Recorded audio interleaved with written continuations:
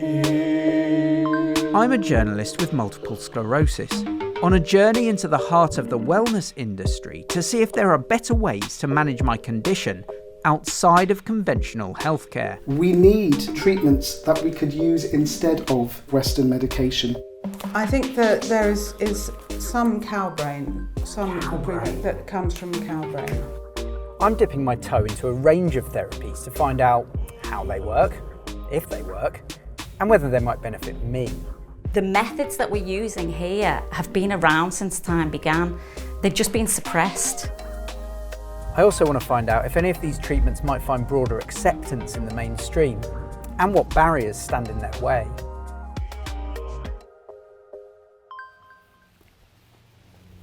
I'm glad you bought all the equipment, Diana. I didn't bring anything. Didn't even dress for the occasion. Just wearing my work uniform. Didn't want to say.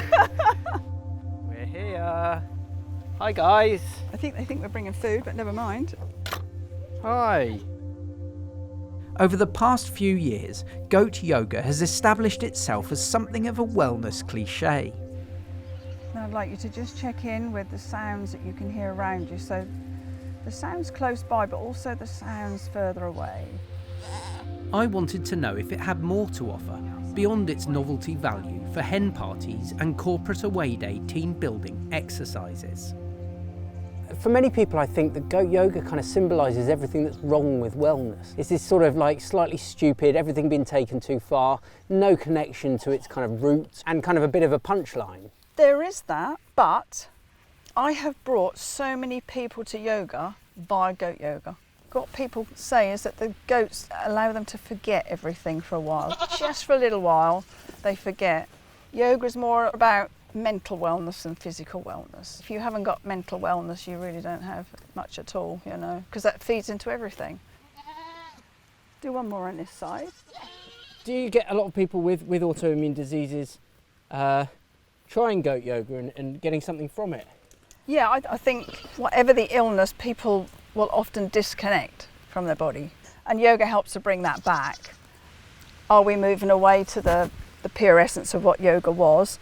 Yeah, well maybe we are, but now, because there's so many styles, it's more accessible, and it can pick up what everyone needs to find their mental well-being. I feel very vulnerable down here with some of the bigger goats. Yeah, yeah. They are quite unpredictable. You never quite know what you're going to get. And I think that's what gets your mind in the moment, because you do have to watch what's going on, you know. So how do you feel? Yeah, it's nice, isn't it? It is sort of fun and light. People take yoga very seriously, and I don't think you can really in this environment, which I quite liked about it, but I still think there is a gimmicky quality to it, and I don't know if you ever truly shake it, you know? Well, I think you just have to accept it for what it is, something for everyone, and we shouldn't judge what people find to do that brings them some peace, some happiness. I think just chill out, everyone. Just chill out. Namaste. Namaste. Bless you. Wellness is an imperfect term, a catch-all word incorporating a broad church of therapies and techniques, backed up by varying degrees of scientific evidence behind the glamorous facade. I'm in Croydon. I'm on my way to see a guy called Kevin. He's an acupuncturist, and I'm quite interested in acupuncture as a therapy because it seems to me to be somewhere in the middle between some of the more out there wellness offerings and actually mainstream acceptance. We're now doing a first treatment, which is a bit of a clearing out treatment. Oh, lovely. These points here enable me to access the deeper organs of your body. So the ones on the top, for example, they relate to your lung, they relate to your heart, and also they relate to, in Chinese medicine, what we call the circulation sex channel. How does that sound? So we're going to give all of that a good clear out. Right. Do you notice anything in your back? Do you notice any tingles, any sensation at all? Not really. Is this not just an elaborate placebo? No. But it could be. No, it isn't an elaborate placebo at all. There is so much evidence out there that says that acupuncture is beneficial for a host of conditions, including pain, flexibility, migraine. Despite such evidence, many groups remain unconvinced, with acupuncture's Wikipedia entry a particular bugbear within the industry. There is an awful lot of misinformation. That Wikipedia page, we have tried so many times to get that updated. It's horrible. Acupuncture is pseudoscience. It is blah, blah, blah, blah, blah. We're talking about a medicine that the US military is now investing lots of money into it in the US because they can see how it can help with emotional difficulties, including post-traumatic stress disorder. Grr, it makes me very cross. I can tell, yeah. It really does. Okay, so let us take a breath in. Breath out, you'll feel it quite strongly. Did you notice that? Yes, I did. Good. Did you get that? Yes, I did. Good. Okay, breath in and out. Oh, Wow, oh my god. wow, well done. Wow. Good. That was pretty intense. Yeah. Crikey, that went all the way to the toe, which shot down. Crikey, wow, okay. We've got a crikey. Breath in, breath out. Do you feel that perhaps one of the issues in acupuncture becoming more accepted in the mainstream is that there are so many different versions of it? The NHS in certain circumstances does offer acupuncture, but it's a sort of a westernised version of it. There is now a very big renaissance in terms of understanding the roots of Chinese medicine and understanding and using it to its full, and actually seeing how you can really transform people's whole lives. And it should, in my opinion, be the first port of call. The first port of call for any treatment. I'm not saying that you shouldn't use Western medication.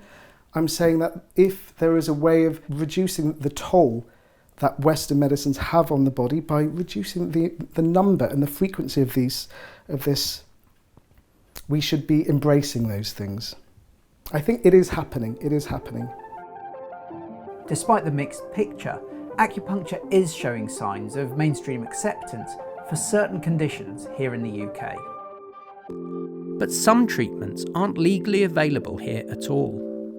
Back in Stroud, where my journey began, I'm meeting Carol, who, like me, has MS, walks with the aid of a stick and is a lovely person, but unlike me, medicates her condition with dilute homeopathic compounds that she sources from Germany.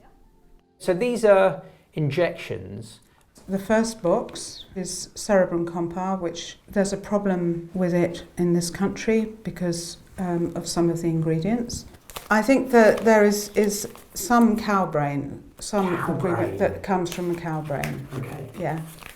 Iris bovis. Cow's eye, Yeah. surely. I can speak German. This is fantastic. Medulla oblongata bovis, that's the cow brain. Yeah. What issue does the UK have with injecting cow brain and cow eye? Well, it was all from the mad cow disease. Of course. So that's what stopped them being able to sell them in this country, I think. Right. What else have you got in the box? You might recognise, I don't know what that is. Apis mellifica. Yeah. That's bee. That's honeybees, yes. Okay, so what, we're talking bee venom here? Bee sting, yeah. Okay. Homeopathic bee sting injections. Right. And what benefit do you believe that these injections give you? I would like to say that I could feel actually what happens, but I don't. But I do know that when I'm in a relapse, rather than just being exhausted and completely flattened, I can get up at parts of the day and do something. Do you hope to find a cure for your MS through alternative medicines? I would be surprised if there was a complete cure. But all I can say is that I have been able to live much better than I thought I would be able to. Here in the UK, the conventional scientific community would look at these and look at homeopathic medicines more broadly and say, look, there's no proof that these work. These are pseudoscientific. I know. I feel that there are certain things which the burden of proof is so high that we can't actually always prove that it really, really is beneficial or it's harmful. I know for myself, it's just I start to feel better. But you don't take any MS-specific No, I medication through the NHS? No, I never But have. presumably you've been offered it? Yes, I have. Do you feel more comfortable taking medication like this because it's natural? Yes. Natural doesn't necessarily mean good. No, it doesn't, no. Of course, there are lots of plants that are poisonous. I mean, bee stings are poisonous. They are so dilute. Because they're homeopathic.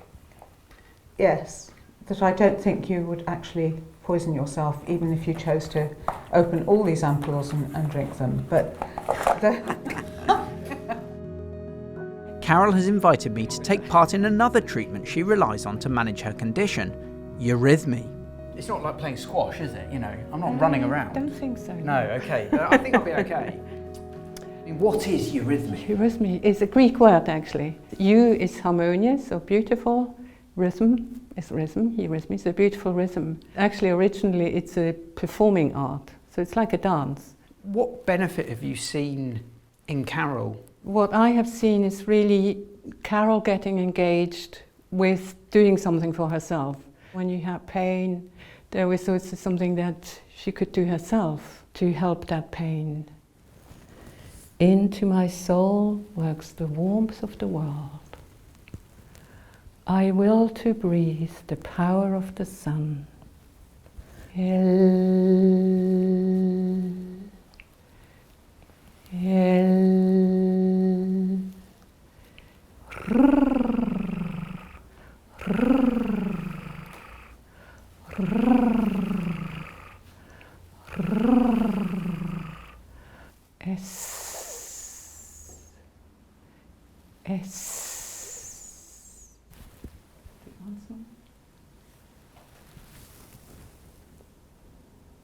How did I find it? I mean, I found it a bit weird because it is a bit unusual, isn't it? And that's, very I don't mean to be rude by saying that, no, but it's fine. It's sort of quite an odd thing to be doing.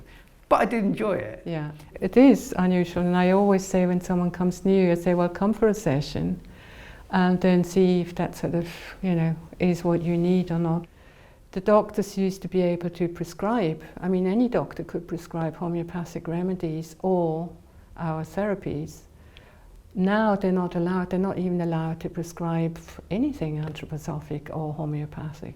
Their argument would be that it's been tested, it's been looked at, none of these things offer an obvious benefit beyond a placebo. It's like everything else, it's not for everybody. Some people it doesn't work. But when I was given money and they didn't have to pay, I had also people who would never go to a therapy like this, but they went because they didn't have to pay. I've now been working for 37 or more years, and I really feel it does something, otherwise I wouldn't do it anymore. What's the central problem with it gaining sort of more mainstream acceptance? With some people, I feel they're just not open enough to allow something else to be seen as also helpful. The inherently personal, anecdotal evidence that many wellness therapies are supported by are no match for the peer-reviewed papers that conventional science relies on. But for many who continue to use alternative therapies, scientific legitimacy is unlikely to be a motivating factor. Instead, they continue to fill a holistic void that can be missing from a clinical setting. In the next episode, I'm looking at why the two worlds feel so far apart, and what happens when wellness is taken to extremes.